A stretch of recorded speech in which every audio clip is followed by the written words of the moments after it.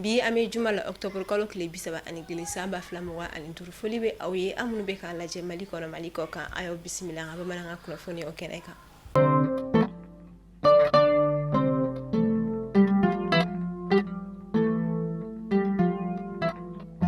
kunafoni damne la kunungo alamsa octobre kalo kile bisaba anga jamana ministre nyema general de division Abdoulaye Maiga ale koni anga jamana dine tigla maw ani donc tigi ba olu bismillah min yara sigi kunte do wore ka seka kuma dikumba ni anga jamana be gele abam kono ni wakatina wala sa ubi sega akli daira koni ke nyona ani ka sega la yini baw sigi senka wala sa jamana ka seka bo ikalo ka foni de ko no ndafe Tigimi keneka anga jamana ministre nyema ayayira kafuko bamagachia ko shia ko te dine ko te ko manga ni judo doroni ka barado munu migale ataka siri mo ninka anga jamana ministre nyema general de division Abdoulaye Maiga ale koni kumala kasangani ni wakati lama nuno ngale kirenkere la taji soro balia okonyowi mina akoni wole da blakata malidin kilingelen bela jeralen koni mako anga jilaja anga dusuda anga ni wakati gela nuno koni la teme nyogofe kadaka ayayira kuma wala koni wakati mechuko mina ko amina teme ninka ina fo gele ya jaba wera munu koni kera ana kateme ansera ka munu surmonter ko nala sona amin fana surmonter wala sanga seka famille jama soro anga ministre nyema Abdoulaye Maiga lame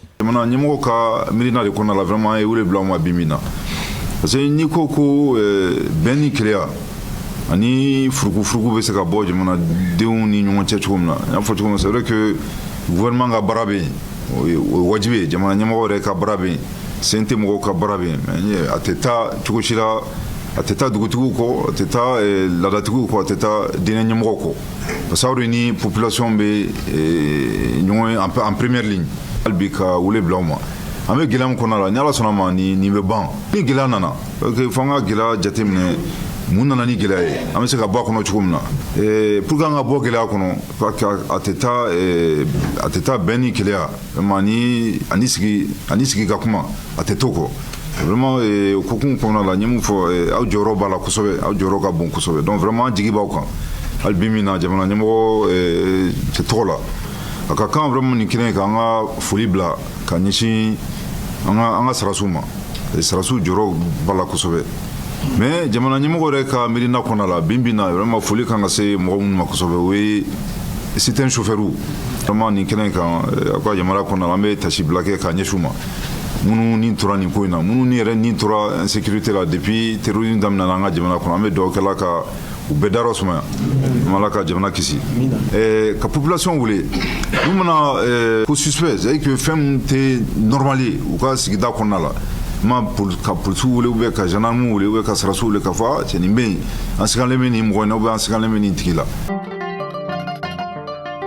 jamana bawara bonyanko olu koni wele bla uka jamana de uma munu sigira benendo maliko na mako uka sinkata ufa jamana konna la wele dami era koni kera kuna fondi la sefe ni jamana nunu marabulu nyama ufe munu na uyacha uka bololo sira olu sanflala o jamana bawo koni be talike Allemagne jamana Australie fota si États-Unis jamana uma ukoni ni wele kan chare femi uka jamana de uma kuka sigata uka jamana konna la mi era koni na ayira la mado fe ko bisega sobe ka dangare ke anga jamana soroko o siro fe mi era fana bisaka sababu yi ni jamana wera mun koni mina uka waru koni la bara anga jamana kono kasika obali arabado octobre kalo klimuga ani kono ton samba flamuga ani turu abita sterni chama olude koni ndona bamako faba konna la miyere koni mina don kasagani jamana koni de kumba konna la miye taji kota o fanfala ni miyere koni doni mina sake sabu ka chama koni bo taji soro choko gele wala anga jamana konna la wala sa ka sega yurugu ani majekele ka bo anga jamana sanu kota bina kuna o kama arabado octobre kalo kilemuga ani konoto anga jamana ministre somnya shino sanu ko kuna fonya uma olu koni nye abeta femi permis que me boyanko o koni mine femi karo ka fo o tikula ni abifo ko ka permis retirer akunte do wera ye ka sega majew ani yurugu ka o kele ka bo anga jamana sanu kota fa fela fe wa baro ka sega ke jele ya konna la wala sa anga jamana be sega ka dugo jukoro na folo olu tono boto ko yamina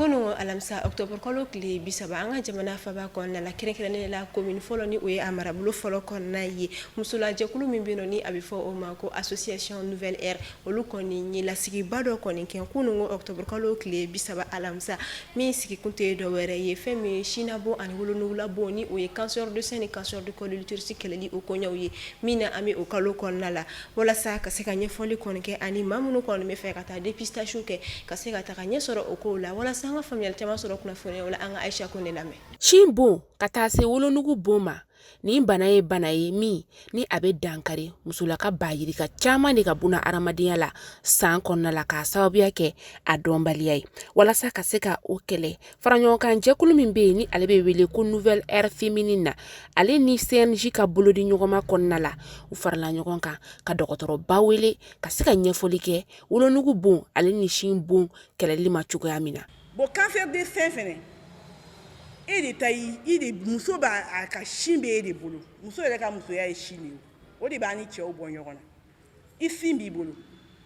e klawo kla regla i kan gi sinaje ibi de ka glanga ibi bolo ni de kungo fe ni bolo i ba ke ka fin be dogi de l'extérieur vers l'intérieur i ba digi fo ka ti galaka kolola ni ya digi ka ti galaka kolola ni kurubala ou bien fin de bala i bolo na terrain fin de quoi donc ni bito ka ke kalo ni fin bala abe flip abe fin de fio ambe de retour ina tuma do la ka fo ki ya be kala hotel tellement ni nyeme na la gella ni ya do ni bana be rom na ibai e bolo flabi bolo ta be kele donc de nye bala ni kele funa do ibado ka boto la ni kele me ka sunya ibado ni kele me ka jen ibado fi fene be tintori o de ato ni be finaje me ni ba fi al ni finaje ati retabo mi kolla ye eti mo fele chitisi ki kolli kala ikara ji al ne reptan kolle di joma ko laje mais ne fi ni de be se ka laje kanye ka teme dokotoro beka donc ibi de ka glanga ni klali ka er kolila regli le sabanan do ibe fi naje ka palper cadran par cadra à côté nani be be turke ikele dali bi ferama ni klay ba trike iba fo ki ba akuti ati ni fembala na mi soro abe fendo fi ni klay be wuli ba nuni ne ba bishi ta jini be ba te kojuwe mais ni jingera ne ou bien joli o be fendo fi de ibina kamangoro ibina FL korla iba samaka jigi tumado la gene joli be ke fina ibe temo beka mais gene mimbina ni joli bi fina gene be boy wolu korla wala abe fendo fi ibina kurudo santi kamangoro tumado ibi shimbe munumne te foyi parce que ni shinga ni bubala na ka kumaitai mais ni na kama ngorla samata ka jigi kuru do be fendo fi ibina ibe findo ifene côté do ibe ni bolo do itongo fe iba be palper chaque mois ni munu ti collier kalo ni yake bite le 30 kalo kura le 30 ni hakli to la ibake ni hakli mato ni dongo do so ibake parce que ka kolitida kumate tala ni yake ni emi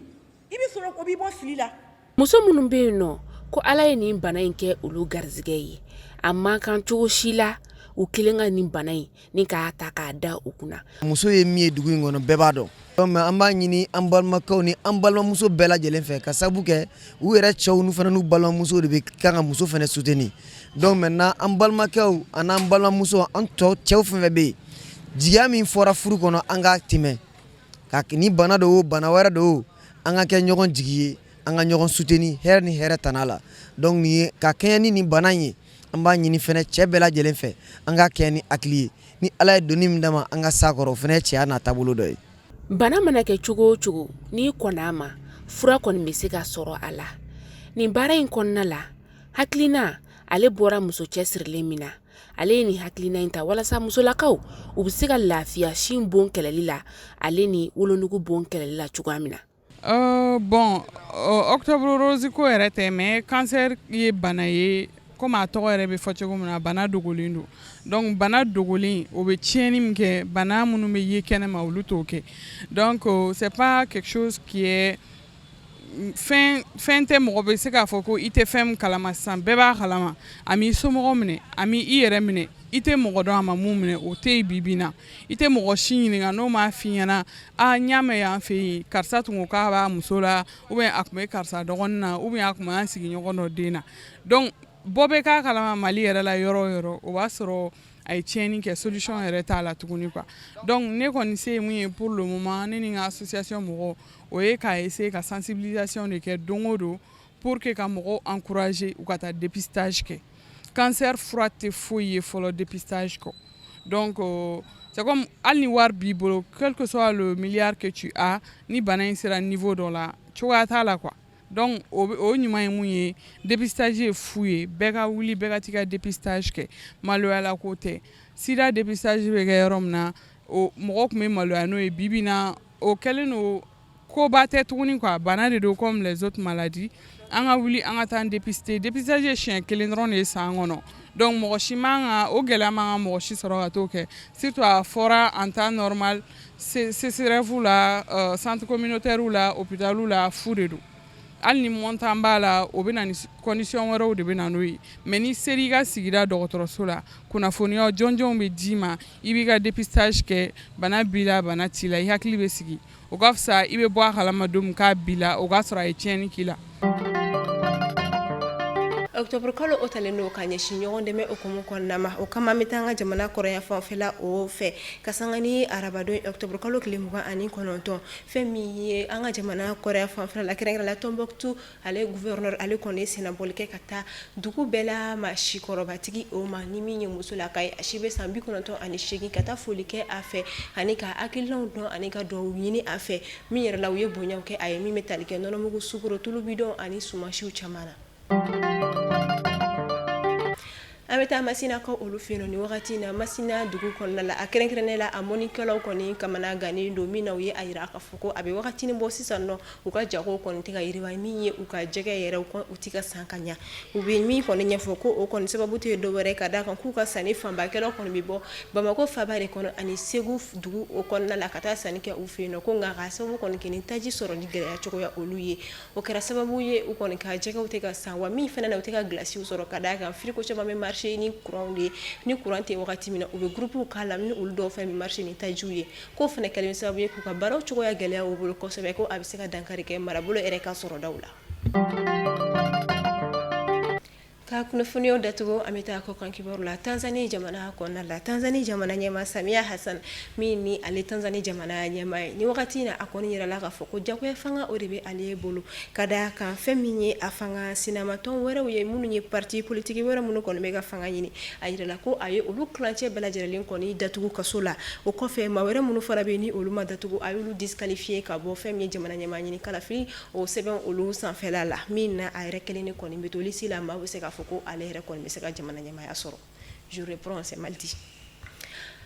ka kunnafoniyaw datugu an bɛ taa kɔkan kibaru la an bɛ taa Tanzanie ka olu fɛ yen nɔ Tanzanie jamana ɲɛmaa Samia Hassan a yirala k'a fɔ ko ale ka fanga kɔni ko jagoya fanga bɛ a bolo ka d'a kan fɛn min ye fanga ɲinitɔ wɛrɛ minnu bɛ yen minnu bɛ jamana ɲɛmaa ɲini na a ye olu kilancɛ bɛɛ lajɛlen kɔni datugu kaso kɔnɔna la minnu bɛ to o kɔfɛ a ye olu fana caman kɔni disqualifié ka bɔ lisi la min na a tɔ bɛ to a yɛrɛ kelen de ye opposante a la fanga ɲini o hukumu kɔnɔna la min na fɛn min ye jamanaden dɔw ni jamana wɛrɛ maaw kɔni ye a yira k'a fɔ ko jagoya fanga de kɔni ye o ye ka d'a kan k'a ye min kɛ a ti démocratie walima bɛɛ fanga kɔni tɛ jɛni u ye